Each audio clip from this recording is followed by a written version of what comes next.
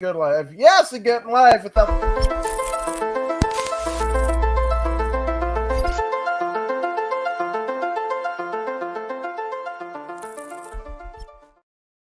What's good, party people? This is According to Woods, but it's not According to Woods. I'm According to Woods.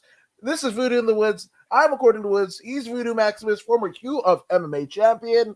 And we had a bunch of fights last night. Holy but Jesus. And we kind of knew this. We kind of knew this going into this. We talked about it on Thursday. Thursday, right after we ended, there was a one championship series, like literally within an hour of us signing out. Then obviously LFA, where we had Loveth Young compete for the LFA title, which I believe she won, or did she not? I don't know. I Uh, don't think so. yeah, but either way, I mean, a whole lot of fights, and then obviously later on Friday you had the Bellator from Ireland, where Conor McGregor was in attendance.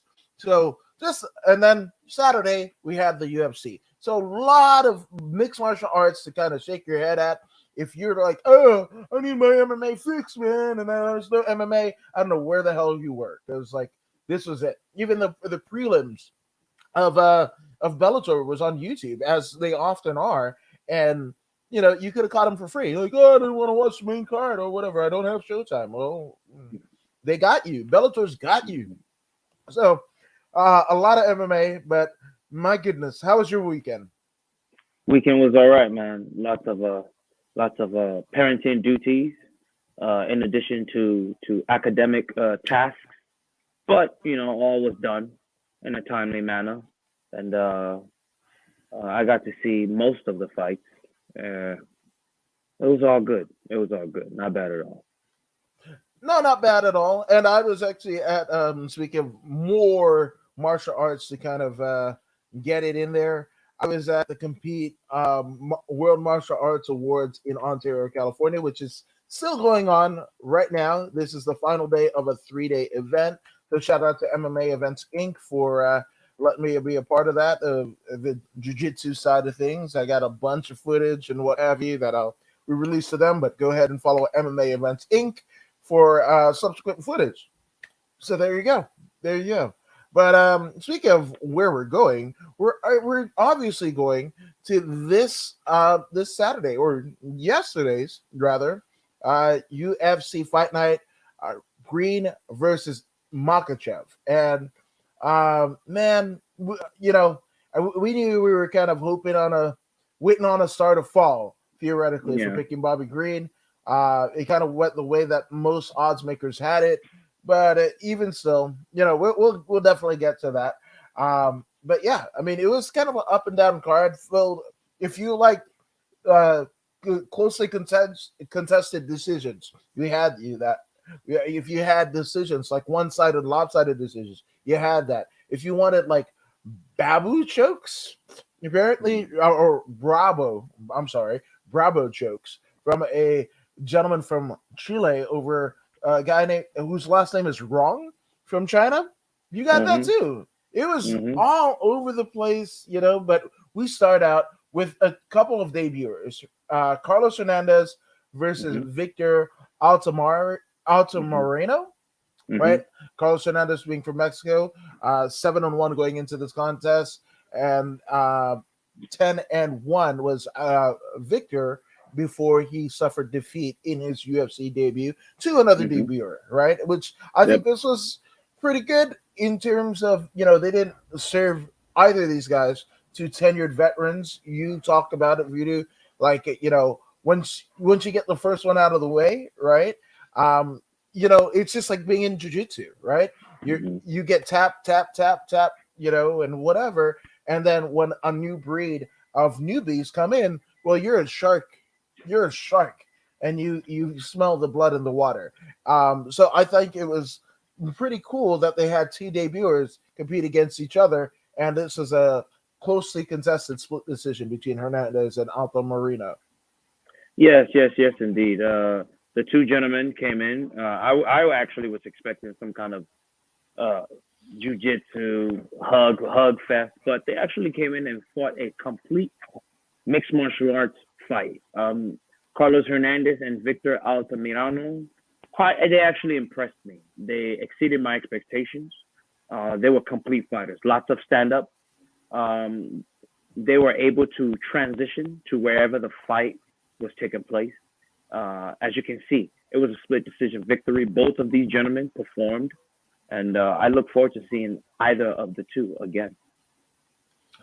Agreed. And I think this is a nice bit of matchmaking where not to say that this is a preconceived notion that these guys were going to go to a decision of sorts, but they were very evenly matched. So it's just, I mean, if you're going to earn your keep in the UFC, everybody wants to be a UFC fighter, right? Hmm. Everybody has a plan until they get punched in the face, right? So Yeah. it was very good to have both gentlemen cut their teeth on a card like this, as well as in a closely contested matches, so they know exactly where they stand in terms of the pecking order. If they know that, hey, maybe the coaches need a little bit whatever, or maybe they, you know, abandon their coaches, because of a spotty game plan, so they end up, going into further acclaim in their careers, right? So I think it's good. They're able to assess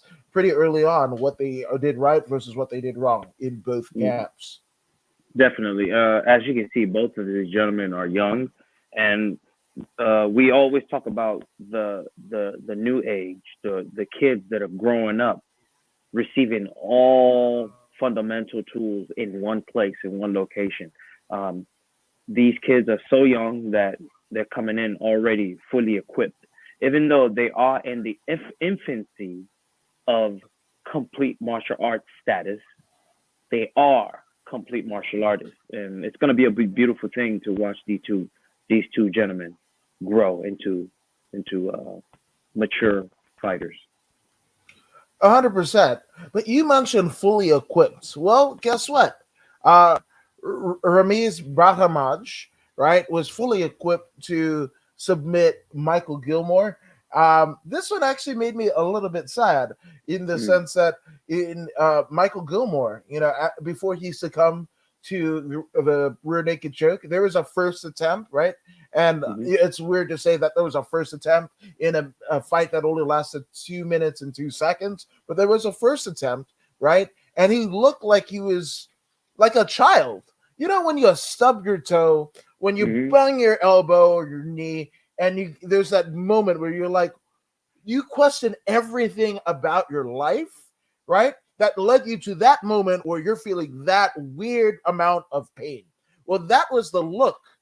That was absolutely the look of one like Michael Gilmore, because you could see almost a childlike look and uh, I guess, yeah, just demeanor in Michael Gilmore. And not to say that he wanted to cry, but he was just like, oh no, I severely messed up. I miscalculated this. Yeah, yeah. Sometimes when you are in there, I'm sure we've seen this particular look that you described. We've seen it in the opponents of Khabib Nurmagomedov. The Yeah, most famous one is Edson Barboza, which you 100%. always reference. Yep. It's when you're in there against a formidable grappler, someone who is far superior grappling wise to you. If you stand with them, uh, you have a very good chance of stopping this individual. But in this particular fella's case, he was in there with someone who was far superior in the grappling aspect of things, in Ramis, and Ramis pretty much did what he had to do and finished the man in 2 minutes, like you said. Rear naked choke. Sometimes, it's like when you're in. Well, we've seen movies of people that are that get. We've seen movies. We've seen footage in real life. People who get mauled by a bear, who get mauled by a shark, who get mauled by raging dogs, and there's nothing they can do. And that is exactly what you just described. There's nothing you can do. You know death is imminent, and the life flashes before your eyes. That's the look you saw in his eyes, in Gilmore's eyes. He knew it was all over with. All his 6 weeks of preparation, the all the people that cheered him on. Yeah, man, you're gonna go get it, champ. Go do it, man. All this and all that. It was all nothing because Ramiz is coming to take his soul, and his soul he took. Couldn't have said it any better myself. That was absolute verbal gems from One Voodoo Maximus. Essentially, the next fight that we have was the human Simpsons character, Jonathan Martinez, the Dragon. Mm-hmm. Um, Basically advanced to 15-4 with a unanimous decision over Alejandro Perez. Now, here's the thing. And I feel like I have to address it because it fits. I am not I'm not good with fighters going to decision after decision after decision. Now, of course, like I think none other than Tyrion Flash Ware, right?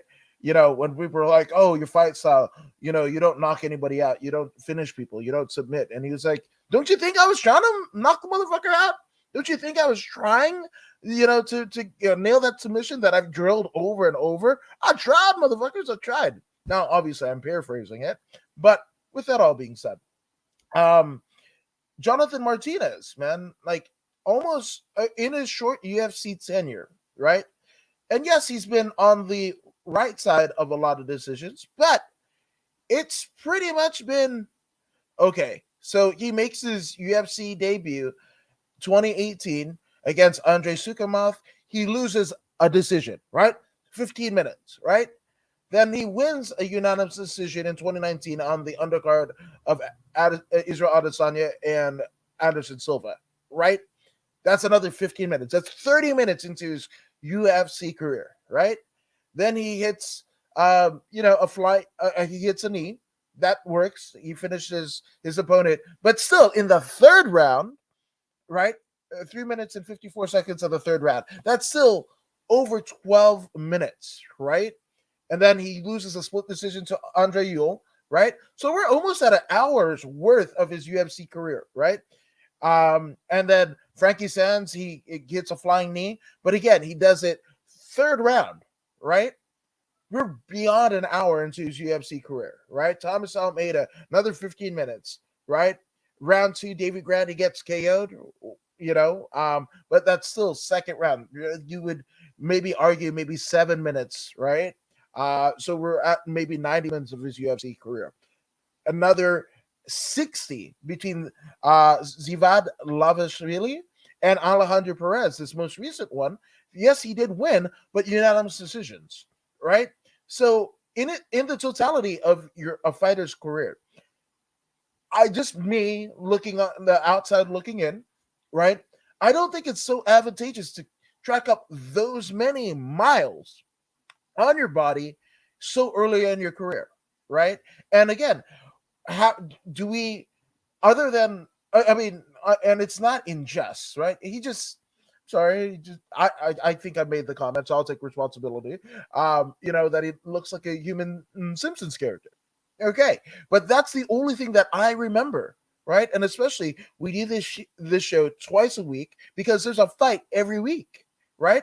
So if he's not, other than the fact that of how he looks, I can't remember that flying knee finish. I can't remember that knee KO. I can't because there's so much fighting going on, not just in the UFC, but other organizations, right? In addition to everyday life, there's crazy stuff happening all around, right? So I say that all to say, I think he's expending a lot of time, and we know a lot of guys and even girls, right, on the regional scene come from great gyms and everything, but every fight is a war, but it's a war fought on maybe a 1,200 seat gate, right? Maybe $500 to $1,200 if they're lucky, right? I just this just worries me, right? Because we know about concussion protocols. We know about what Chris Benoit's state is the state of his brain when he ended up passing away. It literally changed his gender. And I'm not excusing what he did, but we have to look at what is there, right? What he did is horrible. Don't like uttering his name. It makes me uneasy having a wife and kids myself. But again, he had the brain activity at the time of his death of a 70-year-old Alzheimer's female. It changed his fucking gender, right? So I'm just saying, and in a world where we're post Dana White saying, hey, this is not a career, it's an opportunity, right? To take this much tax on your body, well, the IRS is gonna fucking come calling. Where and that tax that you're gonna have to pay is maybe drinking through a straw, slurring your words, not having the cognitive ability that maybe you should have. And of course, everybody makes their decisions. Nobody forces a person to fight and everything, but still, it just it just doesn't sit right with me. Like this guy has fought. There are UFC champions that don't have as much time logged in as and I'm just it just worries me. Yeah, unfortunately for the young man Martinez, he's in a situation where the 145-pound division is very deep, very deep, and his fighting style is that of I like to refer to Biggie Smalls when he said, "Treat it like boxing, stick and move." This is what he does. He sticks and moves. Lots of movement with his feet, which is fantastic. He's very good at fighting on his heels, meaning moving away. He's not confrontational. He's not a slugger. He will not slug with you. The times that he has slugged it out, he has been knocked out, which is why I feel he stays away and he uses his reach, all his long range weapons. Every now and then you see him do a flying knee, something like that. But I believe he stays away from those firefights, pocket fights, because his chin is not so solid. Um, also, he he doesn't have much power, but he does have punching in bunches, and this is why he's always going to decisions. He punches in bunches with the intent to hopefully stun his opponent. But while he's punching in bunches, he's getting in there against people who have powerful striking power. I mean, yesterday, excuse me, he was dropped some 2 to 3 times. Put on his butt by heavy shots. Which is what you're talking about. After a while, it starts to accumulate. But this is the life he chose. This is the life he chose. He chose to be a warrior, and he must die by the sword. Yeah, it doesn't make it any easier. No, I no, just you know yeah. it. Yeah, I just like Jimmy Flick, right? Jimmy Hmm. Flick, former LFA champion, was able to say bye to his career, after achieving his goal, being right with himself, like, hey, his heart isn't it anymore, right? But literally, his LFA win, his you Dana White Contender Series win, his entry into the UFC was the same. He drilled and drilled a move that he could hit that some bitch from anywhere. That shit was like the diamond cutter, right? You can hit it from, hit it on anyone, Big Show to Rey Mysterio, and you can hit it from anywhere. Outside the ring, inside the ring, off the top rope, off the rope, whatever, you hit it, right? And I think there's something to be said for that precision, right? Because he didn't tack on as many miles, right? In terms of head trauma, and that's what I'm specifically doing. Of course, he might have, separated a shoulder here or two, here and there, or what have you. I'm not, denoting he did go through some struggle, right? That's maybe one of the things and one of the factors that made him leave, right? So, with that all being said, it's just like, yeah, I don't know. It's weird. But then, on the other hand, right? Because if you do that, you are the administrator of that vicious KO. Well, guess what? Hmm. You're basically exhibiting the brain trauma to someone else, right? You're passing that buck, right? So, and if you hit that, 12-second, flying armbar or what have you, well, guess what you do in terms of mentality for somebody that has trained their whole life to want to be a fighter, or and then they finally get to the pinnacles of the UFC, and then they get finished in 12 seconds from something that theoretically they should have seen miles away, or maybe not, right?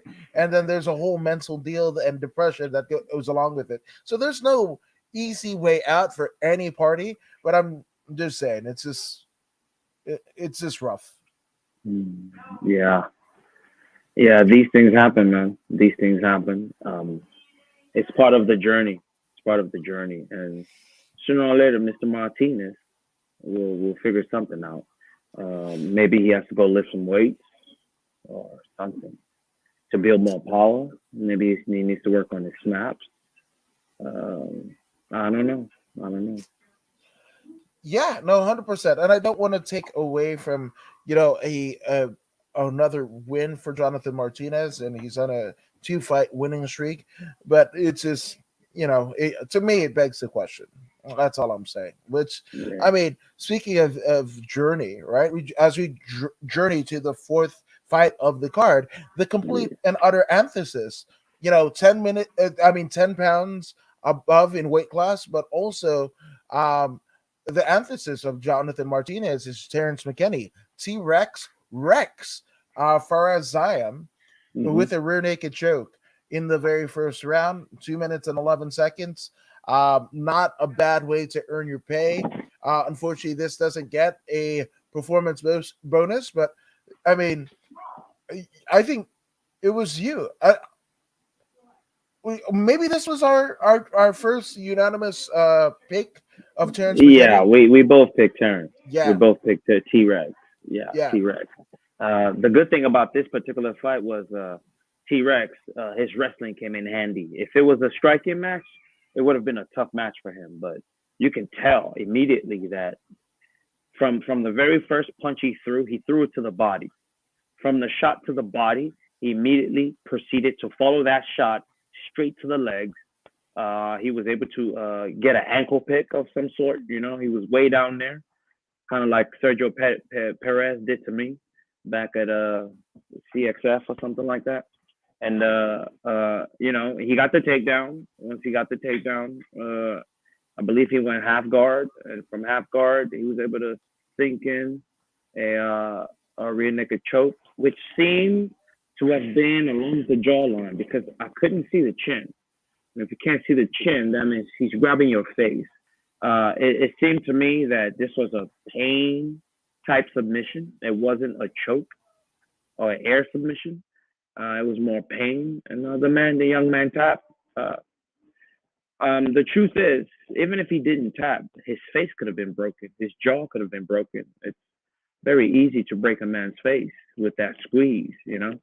So, he figured rather than deal with a broken face and get punched in it repeatedly as the fight went on, accumulating more damage, why don't I just concede and live to fight another day? I think this was a wise decision by young Ziem Faraz. Um, I'm not mad at his decision at all. He did what he had to. It was either a severe injury and be out, lose a whole bunch of money, or cut my losses. You know, take my fight pay, and of course there won't be any win bonus, which is fine, and live to fight another day. And I believe he made the right decision. No, I couldn't agree with you more. I just, yeah, but T Rex looks really good. And again, this is he's building his steam and, prominence that, makes him. You remember that everybody that was talking about Johnny Walker after Yeah. his first fight, and people were already, basically exalting him to the point of fighting John Jones and all that Hmm. jazz, right? Hmm. Well, Terrence McKinney is definitely causing conversation, amongst people. Like, maybe he deserves a name. Maybe he deserves a top 15 and everything. And he's making good on those for having exciting fights, being an exciting interview, right? He's not like, stick in the mud and I just want to thank my coaches and everything. You could thank your coaches, but figure out a way that it's entertaining, right? Because, I mean, I don't know, Seinfeld, Living Single, all of these shows that are enshrined in TV history. I Love Lucy, or whatever, right? Whatever your gimmick is. Uh, they the reason why it's situation comedies is it's situation comedies. It's a sitcom, right? It's the same situation that you and I go through, whether it be work, home life, spouse, what have you. It's something pretty similar, and because we know what we're going through, it's the reason why it becomes funny, right? So why can't an interview be a situation comedy or situational whatever drama, whatever it may be, right? To elicit a response to the viewing audience like any of these shows would be. There's a reason why Law and Order SVU for 20 some odd years, over 20 years, was able to do the same thing, theoretically, and it's a good place because it highlights, sexual and domestic violence and everything like that, and how to kind of starve that off, theoretically speaking. But even still, it elicits an emotion. So this is something that T-Rex is doing. You know, fancy schmancy finish, one, and then two, being entertaining in the mic. This is something that you and I both propagate. Rob Hooks Jr., who we've had on the podcast, that is another thing that he lays testament to. So it's good to see it happening, And Big Sergio Estrada saying hello, my friends. Always great listening in. I appreciate it. And Hey, good. yeah. When it comes to getting these prepared for battle, you know what I'm saying? Big Surge is top 3 for me. You know what I'm saying? Top 3 for me when it comes to getting these ready.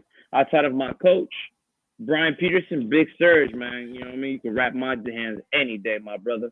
You know what I mean? All day, every day. Shout out to Big Surge, Sergio Estrada. If you're looking to get your hands wrapped, fighters, look my man up, man. You know what I mean? You can't go wrong. You can't go wrong. Absolutely. And Hamster with the St. Patty's Day said he likes your dog. He likes your dog. Saw the dog earlier. Loving it. And nothing but love, champ. There you go. That's him. You the man, Serge. You the man. All day, every day. Yeah, shout out to Big Serge Estrada. Who's a friend of the According to Woods podcast and a true testament to fighters and wellness. So shout out to Big Serge. Speaking of shouting out, my goodness, we have to shout out Josanne Nunes because, of course, this didn't get any performance bonus. A complete and utter dominance that she parlayed on the face of Ramona Pascal is, I mean, theoretically, it's a work of art if you're talking about complete and utter destruction.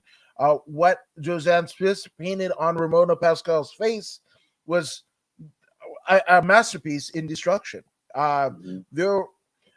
Ramona had some fleeting flourishes of prominence and everything, but all in all, second round in, it was Josanne Nunes. No, she didn't finish Ramona Pascal, but Ramona Pascal, holy moly! I mean, her face, even as she sat coming out of the second round, right? Like the first, between the first and the second, her face was obliterated, and the same thing happened in the second going into the third. I was just like, how, and big respect to Ramona Pascal for sticking in, right? But that was a vicious undertaking that she took at the behest of one Nunes. Yeah. Ramona, at first I thought to myself as I watched the fight unfold, I thought to myself, how the hell did she make it into the UFC? Even though I chose for her to win, based on her record.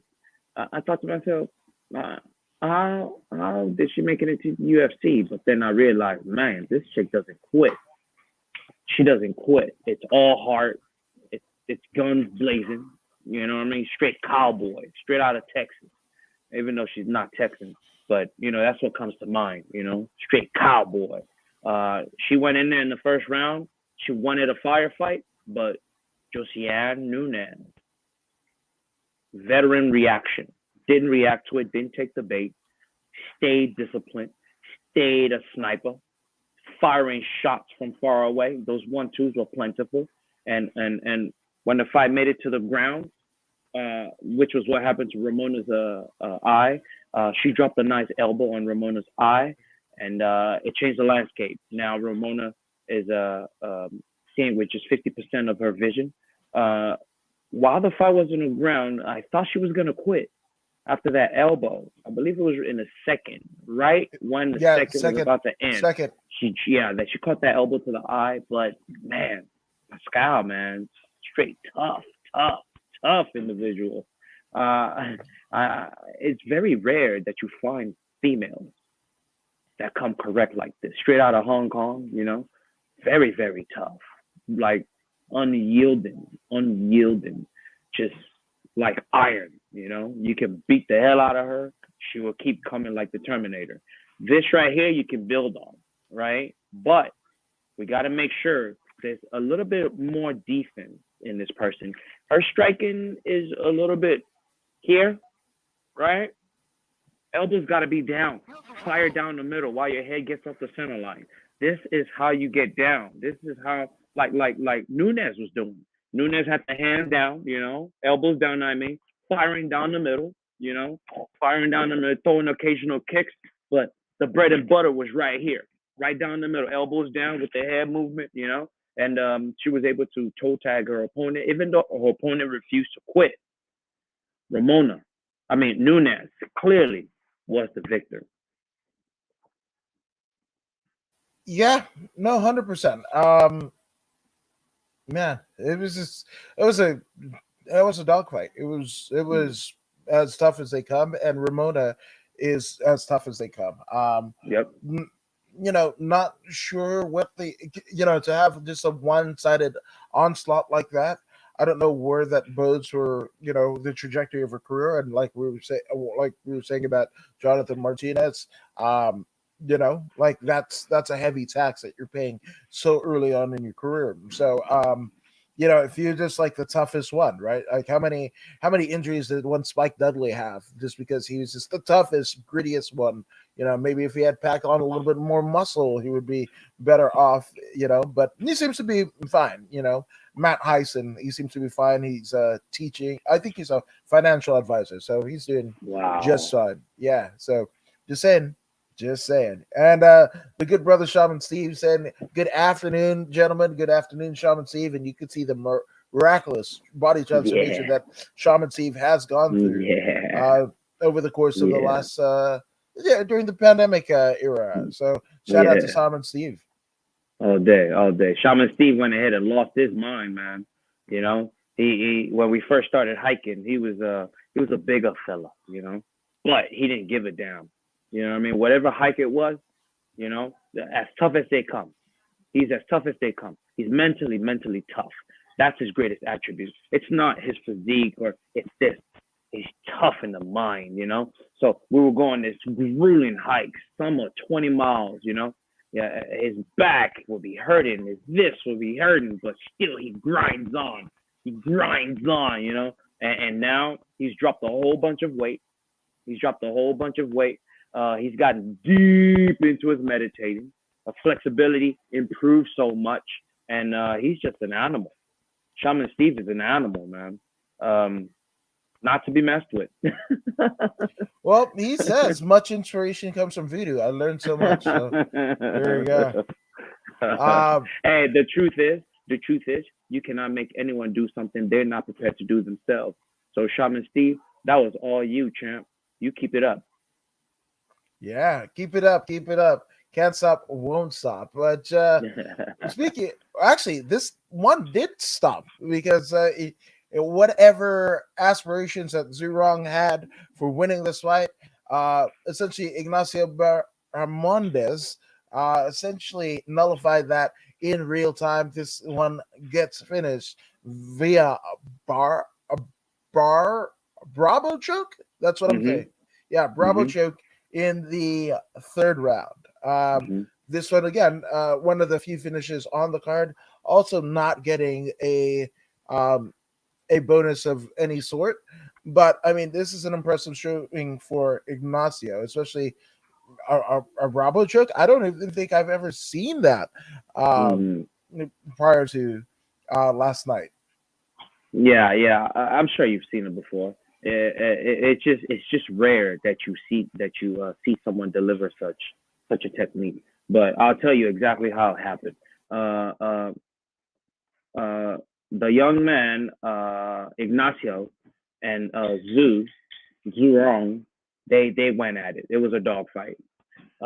Unfortunately for Rong is a master boxer. Kicking, not so, not that he can't kick. He just doesn't kick as much, that is what it is. But Ignacio is a complete fighter. You want to grapple, he can grapple. You want to wrestle, he can wrestle. You want to strike, he can strike. He's an excellent kickboxer slash Muay Thai artist. He will throw with kicks. He will throw dynamic striking, and that was exactly what he did against Wrong. He beat Wrong so bad with those front kicks to the body, to the legs, to the calf. He just sniped them. I mean, Ignacio was taking a whole bunch of beating himself, right? But the thing is, Ignacio was delivering more damage to Wrong than he was receiving. So he was more than willing to trade. And in the third round, the last 2 minutes, uh, Wrong being exhausted and in a state that he was in, he went for a takedown and left his neck out there. Now everyone understands that you don't just leave your neck out there. Now, there are people who actually purposely bait their necks to the opponent to grab so they can secure the double leg takedown. And we will discuss this later in the Makhachev fight. So they can secure the double leg takedown and eventually, but that wasn't the case here. This was a case of exhaustion. Wrong shot. His opponent saw the shot. He had that waiting for him. Secured it, locked it in. It was all neck, no arm in, and that was it. That was it. He finished him with that choke, and it was a beautiful choke. Now, why was he able to secure that choke and execute it so well? I mean, look at the young man Ignacio. The young man, he's a lean fella of 6'3", right? So he's got long arms. He's able to get away with a choke like that. Someone like me, yeah, my arms are long, but they're kind of thick, right? Not that I'm so buff, but compared to Ignacio, Ignacio has long, lean arms, and those bones will cut right into your neck and really make it uncomfortable. One, you can't really breathe well because the air choke, the excess, the blood choke, right? Because of the arteries. That's one. Two, the pain in the neck due to his skinny forearms and or whatnot, digging into the neck. This is not fun. So Wrong, being he knew the fight was lost. He was either gonna go to sleep or tap, so he chose to tap.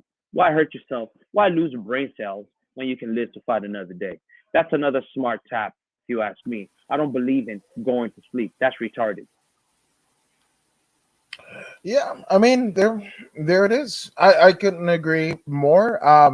This Bushido. If you're trying to make money or advance your career or your name value, name recognition, right? Going out doesn't do too much. I mean, we're not in that what Bret Hart, tapping out Stone Cold Steve Austin when the bloody crimson Yeah, mass is flowing across his face. We're not right. there. I mean, they were able Yeah. to draw amazing money. Hey, Not hey, that was a title match, wasn't it? Yes, it was. Wait, yeah, So because it makes sense. It makes right, sense to that's a put it money on the match. line for a title match. But a fight like this, you're gonna lose anyway. Yeah, Man, let him have it. He's earned it. yeah, and I'm excited for Ignacio. And he is Chilean by birth, which Hmm. hasn't. I don't think of a time ever in the whole kind of lithosphere and history of MMA where Chile is a major power, right? And with him, I mean, he's got some exciting finishes. When you're talking about, his win over his KO over Roosevelt Roberts with a wheel kick, front kick Edson Gomez. He can give you these gritty, split decisions and everything, but he does everything. Like he does everything. So as he gets higher in the card, I, you got to think about these kids in Chile or these adults in Chile that are just like, oh, this might be another way to elevate myself from a position, right? Whether you're a person, who is suffering domestic abuse, you get into MMA and you start defending yourself, right? You Hmm. have the confidence, right? And it could be domestic abuse, it could be bullying or whatever, whatever it is. And I don't know what the MMA or jiu-jitsu uh, scene is, or combat sports scene is in Chile at large, but if there wasn't already gyms already and legit gyms and everything like that, as this gentleman, starts to get closer and closer to the top of the pecking order in his division, right? His Hmm. name is La Jaula, the cage, right? Hmm. It's so perfect. It's a lot of poetic justice that's going into this, that it might Hmm. supersede, you know, Chile to being maybe in contention of Japan, U.S., Brazil, and even Mexico, thanks to the Enstrom gym, right, and Hmm. a couple of other gyms down there.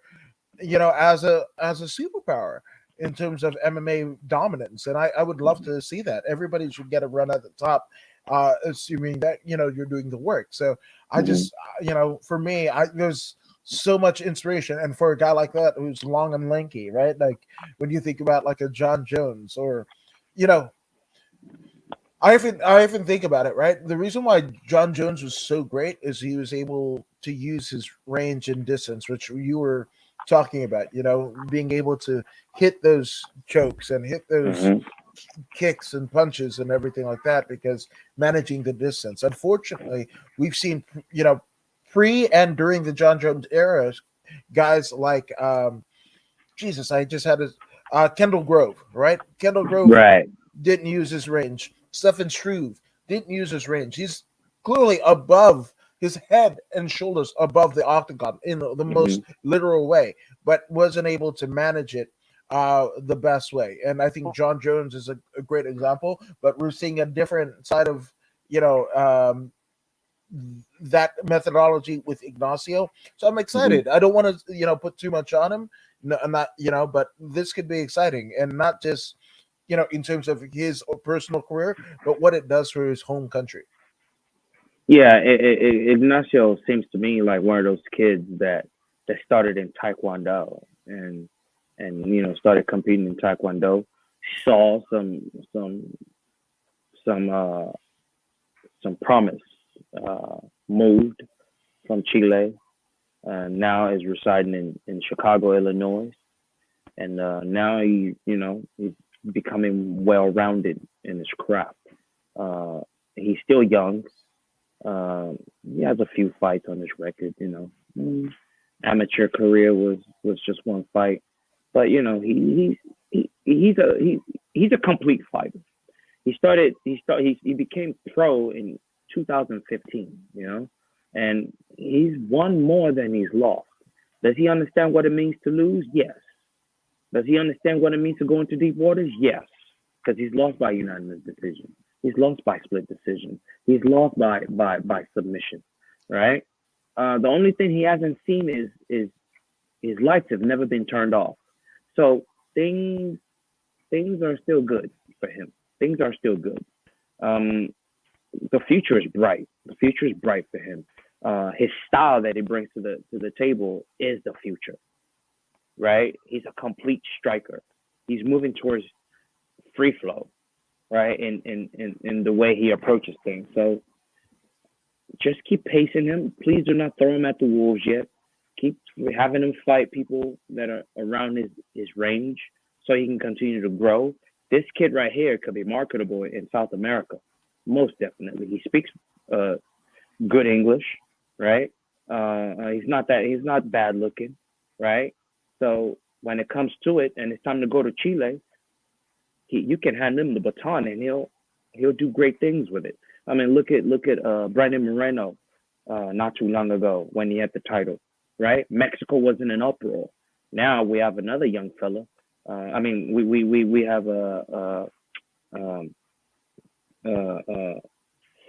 what's his name? South America is just popping right now, man. South America's popping, and these guys, they were known for boxing. Now they're diversifying their portfolio and branching out and becoming well-rounded, and with their never die attitude and a well-rounded foundation, these guys are going to be formidable. Yeah, no, 100%. And yeah, to me, I'm thinking beyond. So, bearing, his nose stays clean, literally and figuratively, because we might have had that problem with John Jones. He becomes a superstar. And well, it's just in that region. Well, guess what? There's a reason why they've had previous seasons of, Ultimate Fighter Latin America, right? And I think Moreno is a product of such, right? So, with that all being said, I mean, obviously UFC sees the value. I would, and like you said, not to give him too much too early, not to give him too much beyond his, his acumen, right? But there's something special if he continues. Yes, definitely. Among his peers, he is definitely a rising star. Yeah, absolutely. Now, this one was a battle of rising stars to fall, because we have Armenia's Armen Petrosian against Gregory Rodriguez, right? Rodriguez, obviously a former LFA champion. You know what? To me, Gregory Rodriguez, like the first time I saw him, he was at Black House here in LA, right? And I was just like, whoa, there's something with this dude, right? And I think this is one of his first American LFA fights, right? And I was like, oh, there's something different about this gentleman, right? And then he leaves Black House and then it goes over to South Florida with Sanford MMA and Henry Hooft, right? So Armen Petrosian literally beats the best version at this current juncture of the RoboCop Gregory Rodriguez. That's saying something, right? And both of these guys were near undefeated, going into this, and it was Armen that essentially made sure that if you didn't know that he might have been superior on this night, he was going to tell you. He was Superman over RoboCop. Yes, it was a split decision. It could have gone either way, but again, with everything, I mean, he's Armenian, but he's Russian Armenian, born in Russia.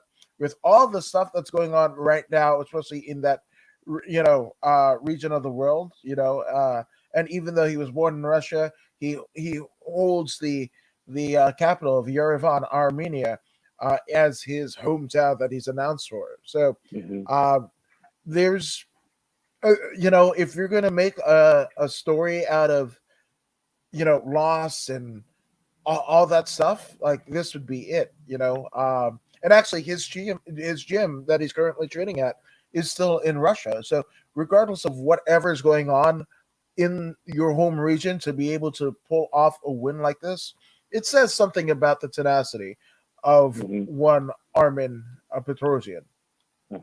Yeah, prior to becoming a mixed martial artist, this dude, he's had many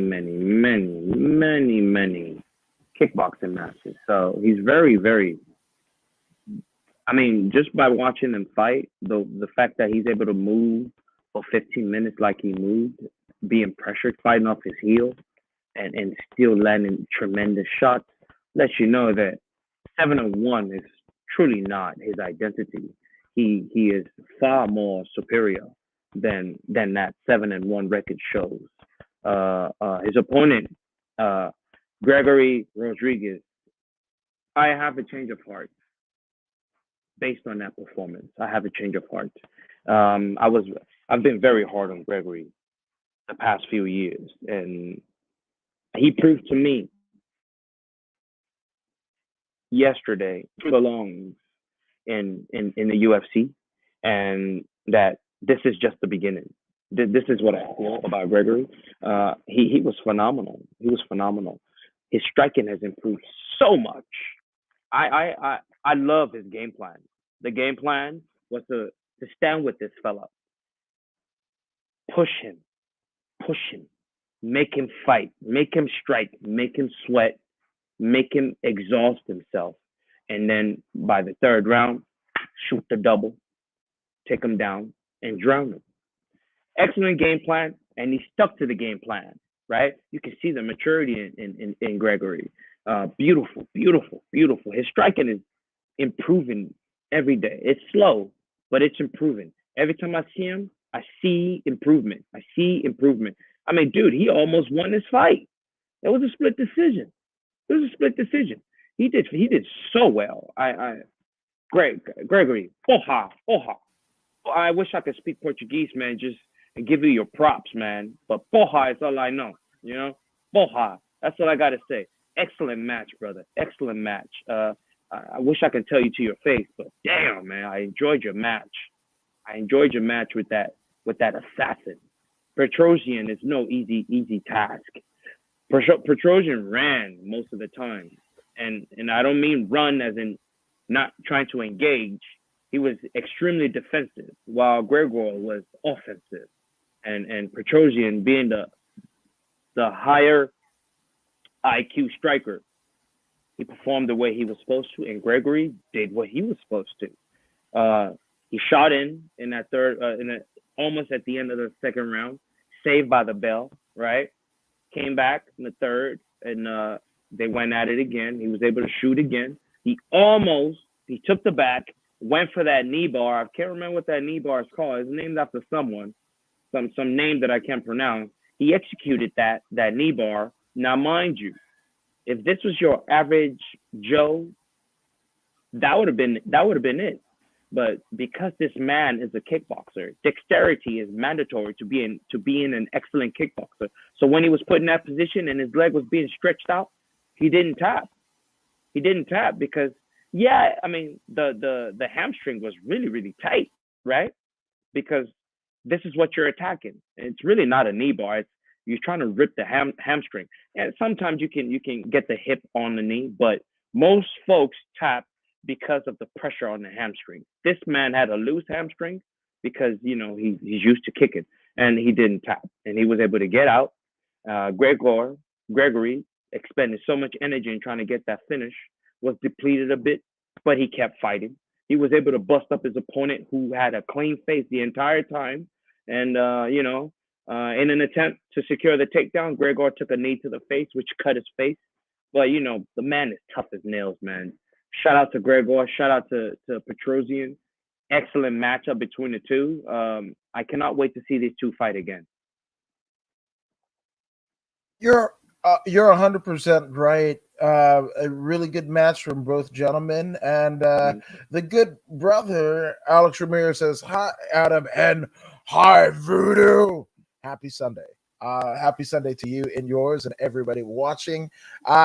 Now we have another Armin, right? This is Armin Sarukian besting Joe Alvarez. Literally KOs Alvarez, or I mean, I guess it would be a TKO of Joe Alvarez in the second round, starting out the main event, the main card, I would say, and actually earning himself a $50,000 bonus.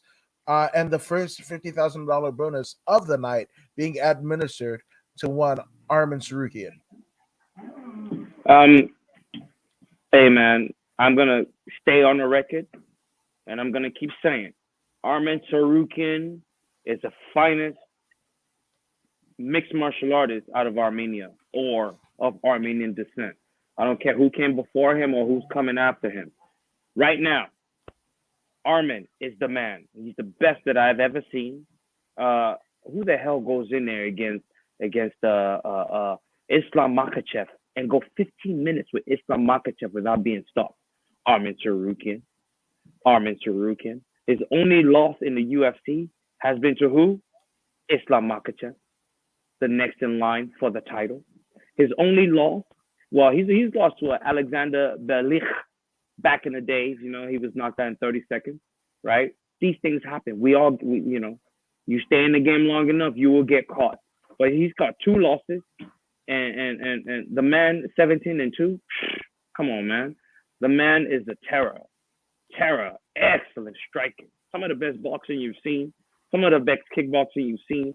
Some of the best wrestling you've seen. Some of the best submission you've seen. Some of the best Muay Thai you've seen. He's just all well-rounded, and he's ready to go. His opponent was at least 5 inches taller than him, something ridiculous like that. Phenomenal, 6'3", 6'3". He had all the reach advantage. He had all of that. The Tsarukyan, following the game plan of his team, if he stood there and he struck with this fella, there's a good chance, he's going to get touched more than he's willing to get touched. At 5'7", going up against 6'3", what do? You take away immediately what his advantages are. Is he a good grappler? Yeah, he's a good grappler. But guess what? You're not going to bruise up my face. Let's go to the ground. I put you on your back. You might be a better jiu-jitsu artist than me, but my jiu-jitsu is good enough such that I could defend whatever submission you're trying to throw on. Now, who's a better wrestler? You or me? Tsarukyan believes in his wrestling, so he utilizes wrestling. And while he was grounding and pounding, he dropped 2 severe, devastating elbows that split his opponent so bad that he was gushing blood like a water fountain. Yes, like a water fountain. Right between the eyes, delivered the elbow. Another one broke his nose. You know what I mean? Tsarukyan, man, we first saw him in Abu Dhabi, right? Fight Island was I believe the first time we saw him, and he's been devastating ever since. I mean, he fought Islam Makhachev. I think it might have been on short notice at Fight Island. That was the only fight he lost. But yet, he might have lost to Islam Makhachev. But guess what? The man is still here, and Islam is the only person that he's lost to in the UFC. The fights keep getting tougher and tougher and tougher, and he keeps showing up. Now, here's another fella that we do not want to rush. We do not want to rush him. We want to keep him on pace, right? So when we go to that region of Russia that borders Armenia or whatever, that little area right there, he will sell. He's as good as Russian. The Russians follow him. The Armenians follow him. Hey man, you can't lose with this kid. You can't lose. Arman Tsarukyan, shout out. Joe Alvarez, I know you will recover. Phenomenal. You'll recover and you'll be back. I mean, your record is 19-3. Similar to Tsarukyan. He just had better wrestling than you. I'm sure you're pretty good yourself, but Arman showed you what you need to work on. So go out there, work on it, and come back better. Yeah, 100%. Now you say, Arman Tsarukyan might be the best Armenian fighter on the block.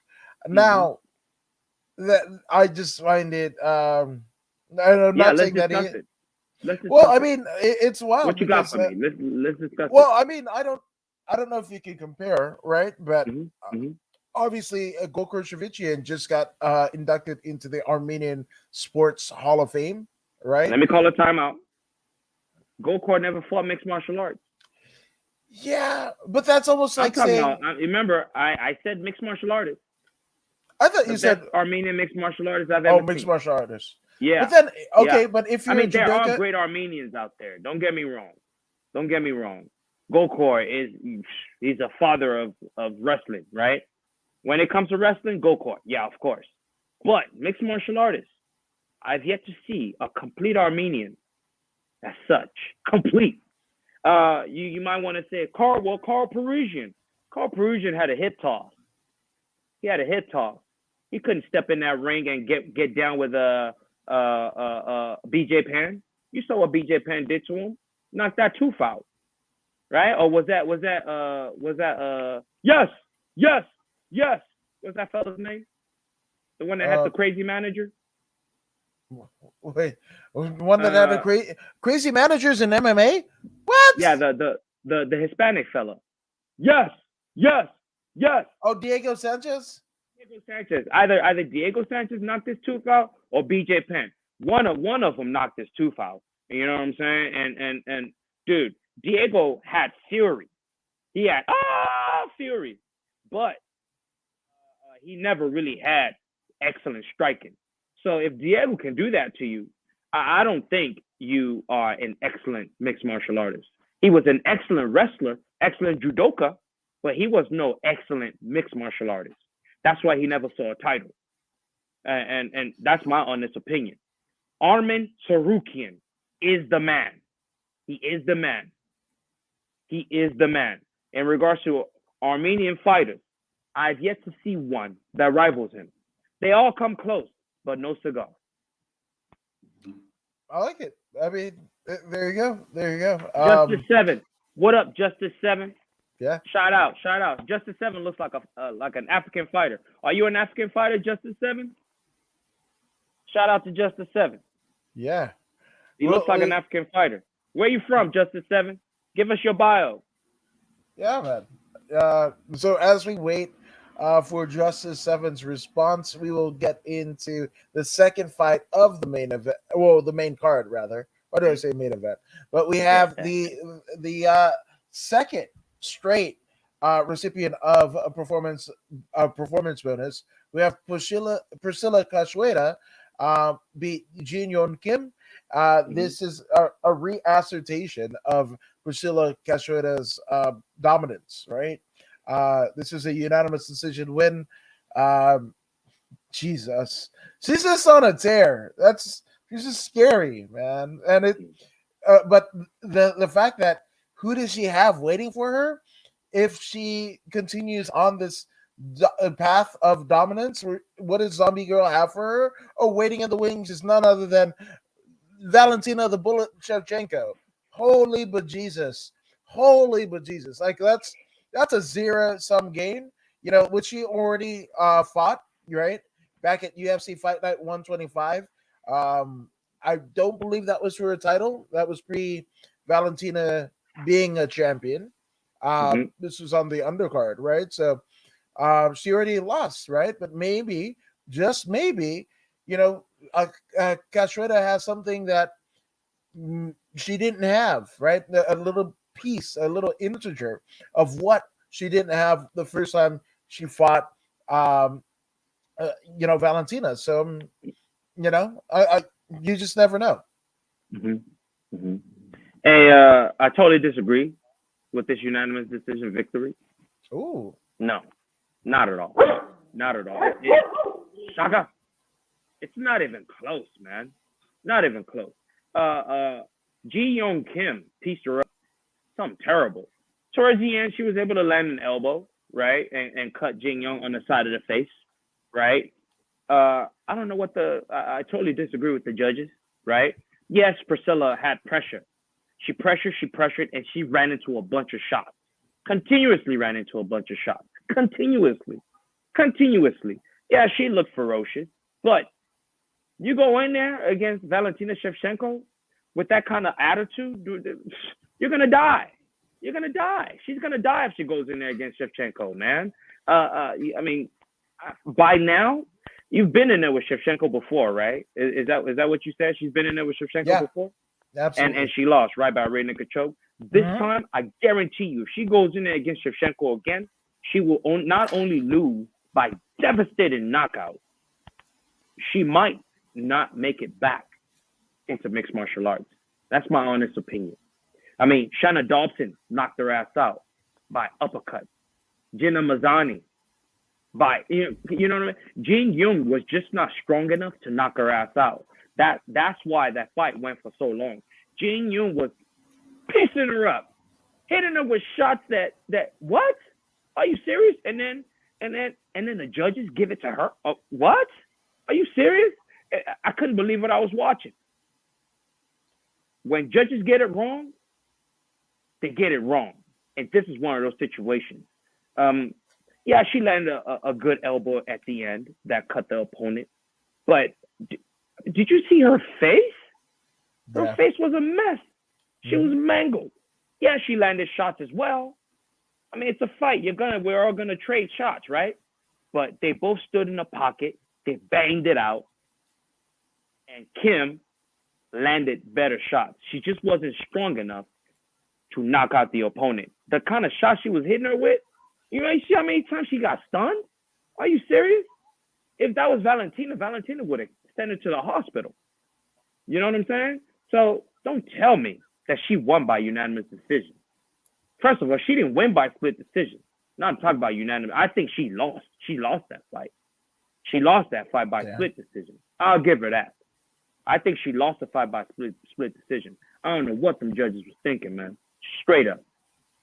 Jeez. All right. Don't get hot about it. Dang. I mean, I'm very hot about it, man. I can tell. I know how hard it is to go in there and face a zombie like that.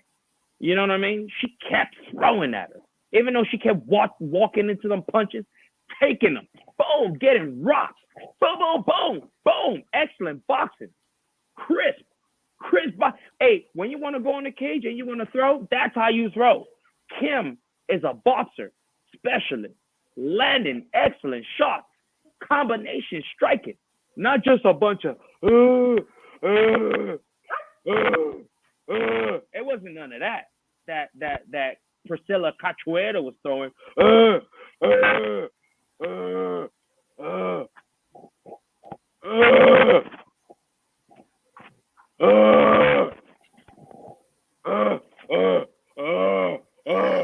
It was none of that. Precision striking. Not that stuff. Who in their right mind give a win to someone does that? Fights like that. I mean, come on, man. Like, come on. I don't know what else to say, bro. Yeah, I guess we'll leave it there. But giving us a little bit of context, Justice 7 saying, "Nah, I'm American from North Carolina." North Carolina. All right. Hey. But the Africa is strong within you. Justice 7 is strong within you, right? So tap into it, brother. Tap into it. Meditate. Tap into it, and go destroy some folks. Let's go. There you go. Speaking of destruction, we are at the co-main events of the evening. We have Wellington Turman versus Misha Kurkunov. And this one was the prodigy, Wellington Turman, all the way. That's a really fun name to say, Wellington Turman, right?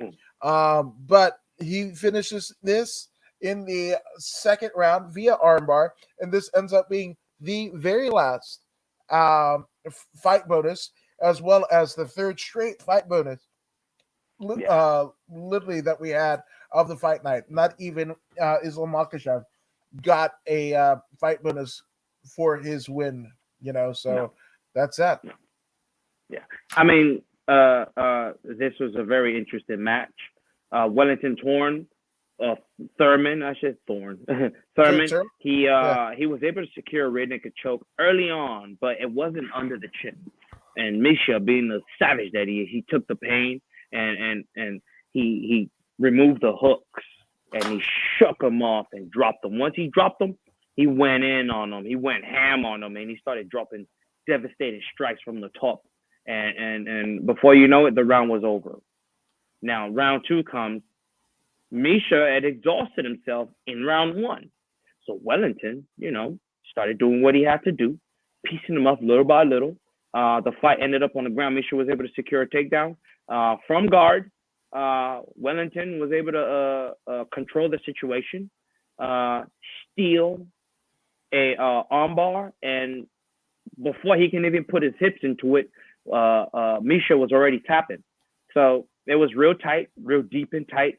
I got to give it up to Wellington Torn, and it was a beautiful, beautiful armbar, because there was no space to escape at all. The elbow was resting right on the hip, and the arm was well trapped. You know, that inverted armbar, he damn near broke his arm. If that referee almost screwed up. He almost got Misha hurt. You know, but he was able to make that adjustment. Though he was late, he did make the right move and saved Misha from ruining his career. And Wellington Thorn with that beautiful armbar victory. Yeah, I couldn't have said it any better myself. And Justice Seven says bloodline. That's right, man. That's right. All day. Yeah. Good luck to you, brother. There we go. And I guess without further ado, we're at the main events of the evening. We have one King Bobby Green stepping in on short notice, taking on the vicious Islam Makhachev, right? But obviously, Makhachev has been KO'd. I want to shout out Joe Rojas from the Beyond the Cage with Joel podcast, who was like, somebody from on Twitter was like, oh, well, Makhachev is better than Khabib in every way, right? But I believe it. I agree. Every way, except wrestling. But what about the KO? Yeah. What about the KO? Didn't he get KO'd by somebody? Yeah, he got KO'd, but it doesn't mean Khabib is better. It just means Khabib had favorable matchups. That's what that means. Favorable matchups. You know what I mean? Favorable matchups. That's what that means. Makhachev is the complete fighter out of the two. Khabib, no doubt, the greatest wrestler we've ever seen on this part of the world or on this continent or any other continent in the world. I'll give him that. I'll give Khabib that. No problem. I do not hate Khabib. But facts are facts. Makhachev is an excellent boxer, excellent kickboxer. You know what I mean? He's got excellent striking, right? Even Usman Nurmagomedov. I think he's actually the peak of the Nurmagomedov. Usman is the peak of the Nurmagomedov. His wrestling is, you know, superior to most fighters, but it's not the best. But his striking is phenomenal. Kickboxing is phenomenal. He can stand with you if he wants to. He just chooses to take you down and choke you out in a traditional way by choice. He chooses not to get his face messed up, not to get his face scarred by choice. He could stand with you if he wants to. He could give you that kind of fight if he wants to. He chooses not to. You know what I mean? The path of least resistance is what he chooses. And this is what you're supposed to do in mixed martial arts. Find the path of least resistance. And that's what Islam Makhachev did against Bobby Green. He knew there's a good chance he could fight against Bobby Green, but he also knows that there's a good chance that Bobby Green, being the veteran that he is, could land a lucky shot, which is what we were banking on. That's why I chose Bobby Green. I knew Islam had that wrestling dominance. I knew Bobby Green had no chance against that wrestling. We all knew that. But Bobby Green he's been a mixed martial art veteran on this part of town for so long that I'm not gonna choose some Russian over him. Hell no. I don't give a damn how good the Russian is. Bobby Green is homegrown. You know what I'm saying? I think he's from Victorville or something like that. You know what I mean? He's Los Angeles all the way. There's no way I'm picking a Russian. I don't give a damn what kind of weapons you got, Russian. You know what I mean? OG Bobby Green all day, every day. And I will never, ever, ever not pick Bobby Green in that kind of situation. It's just the way it is. Makhachev, congratulations on your title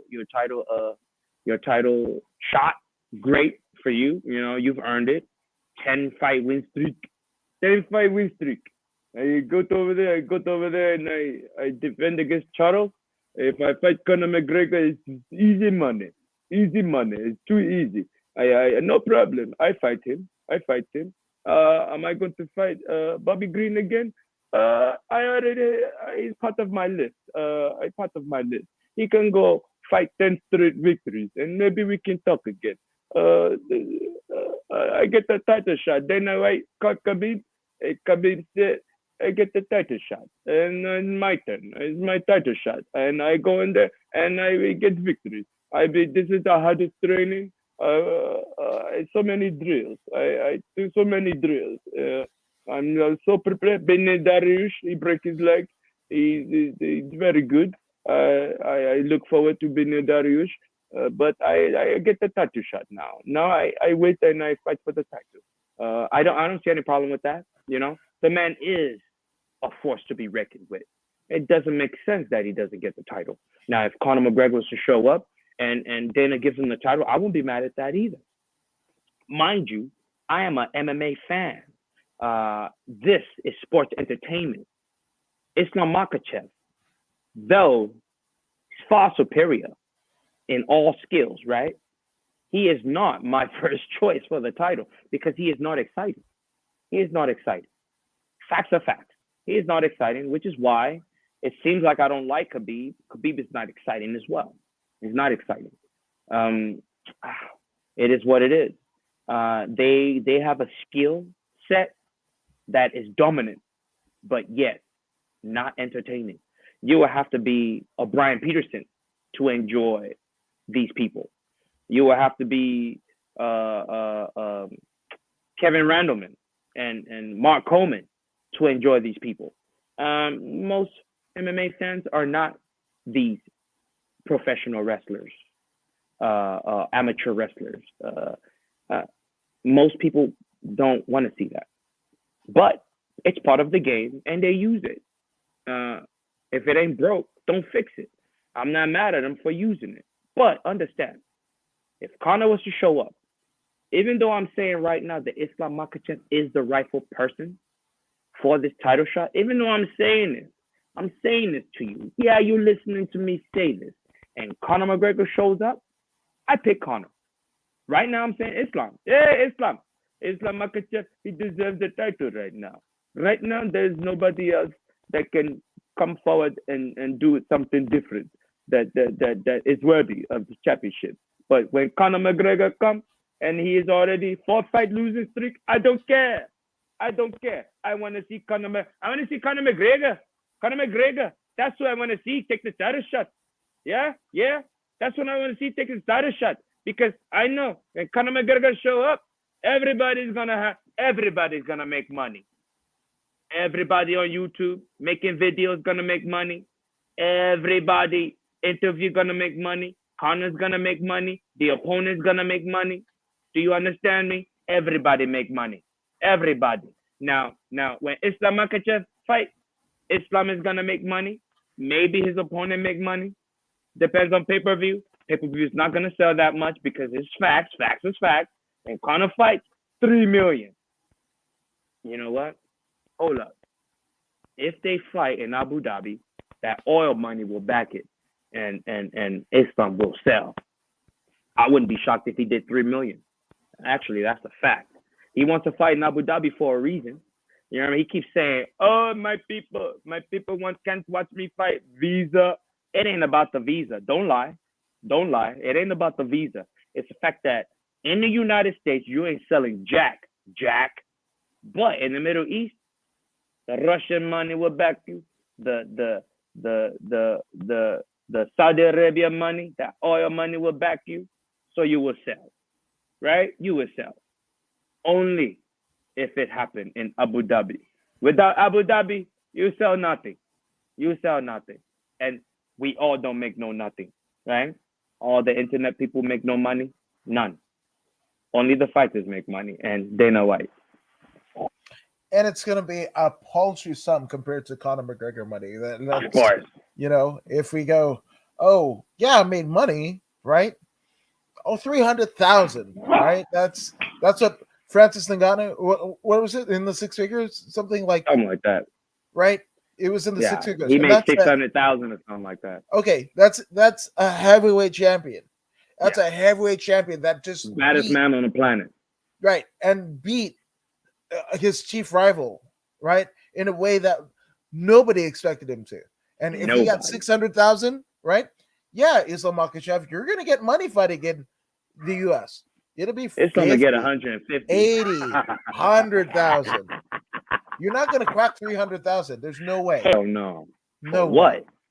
Your 10-fight win streak means nothing. Exactly. When it comes to finance, hey, we're talking mic skills. We're talking winning, which you already have. You have 1/3, and you're missing 2/3. Yeah.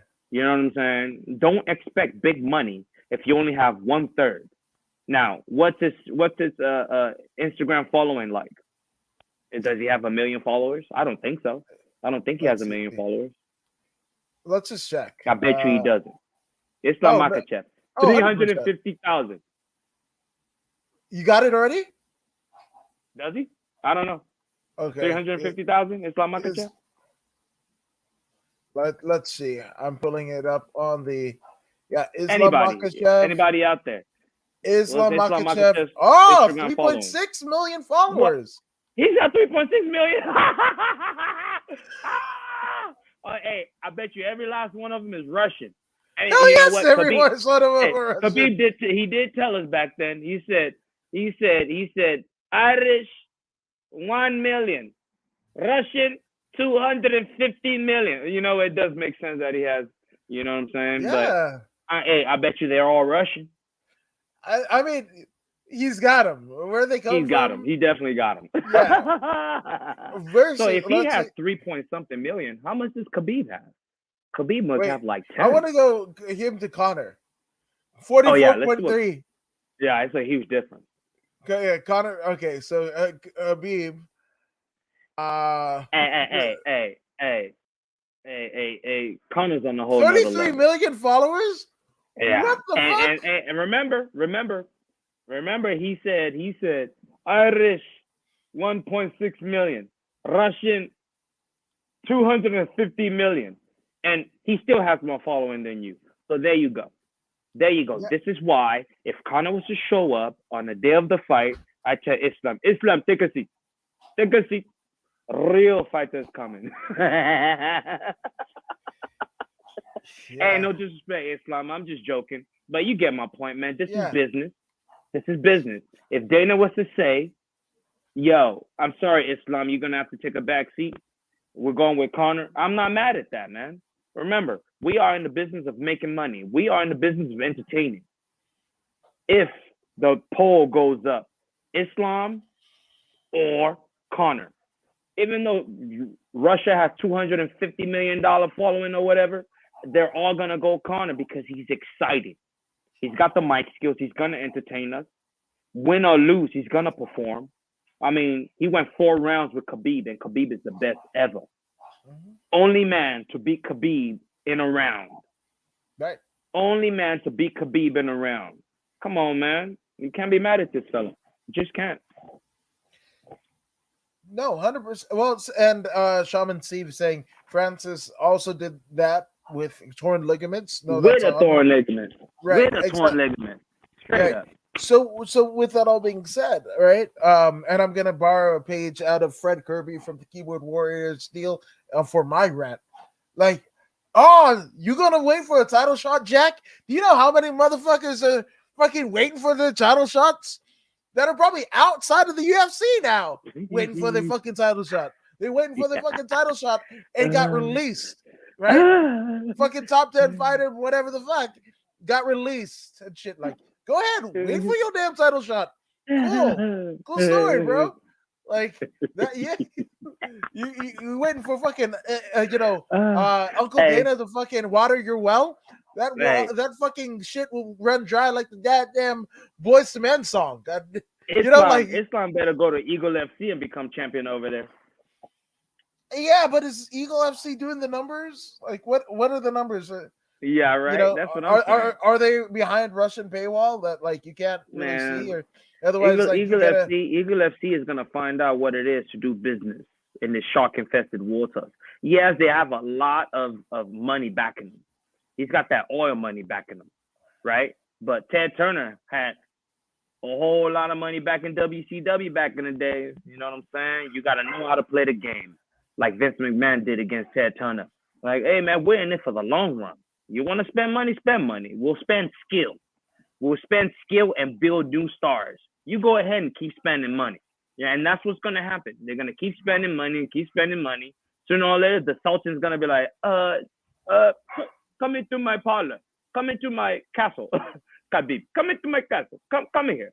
I am looking at this bill. Why so many millions of dollars gone and no interest? What's going on here? Why you pay these fighters? Who is this? Who is this? I don't know this guy. Why he get 150 million? Why you don't pay pennies like Dana White? Dana White pay him $1,000. You pay him 150. What is wrong here? What is wrong here? Why you do this? You are not ambassador of mixed martial arts for Arab country anymore. You're a good fighter, but not good businessman. We'll see. We will see. We will see. Yeah, it's definitely something. But I mean, speaking of things that we will see a hell of a lot of MMA action this week, much like the week before it, because essentially what we have is we have a PFL. What is it? Like a contender series? I think that's going down, right? PFL 3. Right, and that kind of reminds me of the Strikeforce Challenger Series back in the day when that was still a thing. The PFL Challenger Series. Also, Cage Warriors returns to the U.S. in San Diego, where we have a lot of Southern California talent. It's headlined by none other than a Team Body Shop slash what is it? Affliction fighter Joshua Jones, sub fighter. JC has the sub fighter. Joshua Jones, a Bellator veteran. That dude's been everywhere, and he's headlining hard. We've even got former UFC veterans like Max Roshkov. We've got Ethan Ewing, who's out of CSW. Luke Falterstack, who's out of Dan Henderson. No, actually Alliance. I'm sorry. Yeah, Alliance MMA. So they got a lot of Southern California talent on that. Enrique Marte. So this is a decent card, man. And again, you were talking about Eagle FC, right? Like, what does that differ from, essentially Cage Warriors, who has very similar cards, right? Yeah. So I don't know. Are you going to beat the production values of PFL? To me, I think PFL has the best production values in the game right now, honestly. Beat UFC and Bellator, both. It's visually amazing. And, their fight kits versus the UFC fight kits, PFL's got it on lock, I want a pair of those tights, but yeah, I mean, there's a whole lot of stuff. And then obviously, I guess the main event of the weekend would be next Saturday's UFC pay-per-view, where we have Jorge Masvidal going against his former friend in Colby Covington. And I think it's a work. I think they're working us because this is a non-title UFC pay-per-view, right? So they have to draw up the drama as best as possible. Obviously, we're going to get to it come Thursday, but I smell bullshit. I smell bullshit. Hey, man. Here. Hey, you can go ahead and fool me, man. Hey, I grew up watching sports entertainment, WWE, WWF, WCW. Go ahead and fool me, man. Fool me. You just better make sure you deliver. That's where I stand. That's what my thing is. Go ahead and fool me. Lie to me all you want. Give me a show. Jedi mind trick me. I'll let you. You just make sure when y'all get in that cage, somebody gets smashed. As long as somebody gets smashed, it's okay to lie to me. Okay, I guess that's fair enough. Shaman Steve saying more great stuff. Always must see viewing. Thank you, Shaman Steve, and thank you for everybody that chimed in the chat all day long, as guys. well as viewed this. And I mean, we're not going anywhere because you can view this after this, obviously, as it lives on YouTube on the Voodoo in the Woods page, on Facebook on the Voodoo in the Woods page, and also being simulcast on bodyslam.net. So many places you can see us. But if you want one more avenue to see us, Voodoo, where can they find you on social media, good sir? Definitely, you can find me on YouTube, Instagram, Facebook page, Twitter, and Snapchat. So, like, share, and subscribe. Let your friends know. Tell your friends to let their friends know, and pass it on just like that. They see that ripple effect. You know what I'm saying? There's many more people that we need to reach, and without you, we can't reach them. So, send out the ripple effect. Absolutely. Even you doesn't even have to be friends. Give me people that you ain't talked to in 20 fucking years. Give me people you don't like. People that you wouldn't piss on if you're on fire. Send it to them. I don't care. That's it. Yeah. A view's a view, according to the algorithm. So I'm not mad at it. And speaking of algorithms, you can find me at According to Woods on everything that Voodoo said and more. Principal Podcast on Facebook, YouTube, Twitch, and Twitter. That's right. And then Instagram, I'm sharing dumb shit memes. So again, According to Woods, it's whatever the fuck I feel like doing. And there's a weird fucking thing that goes on in the space between my ears. So I'm going to share it with all of you fine folks. That's right. You know? And Justice 7 says, first time viewing the show. Great show. I'll be tuned in from now on. Salute. I appreciate you, brother. And no doubt. Send us your info, man. We might have you on send us your info. Let us know when you're fighting, man. You know what I'm saying? We like fighters on this channel. Yeah, absolutely. As he is one still, just because the career is over doesn't mean he doesn't still fight. That's right, man. It's a way of life. Yeah, I'm just saying. So catch us, Voodoo Maximus, According to Woods, and you guys have a kick-ass week. There's a lot of weird, crazy shit going on, but like again, find your happiness, find your peace, and do that. And we will see you Thursday at 11 p.m. Pacific Standard Time for more Voodoo in the Woods.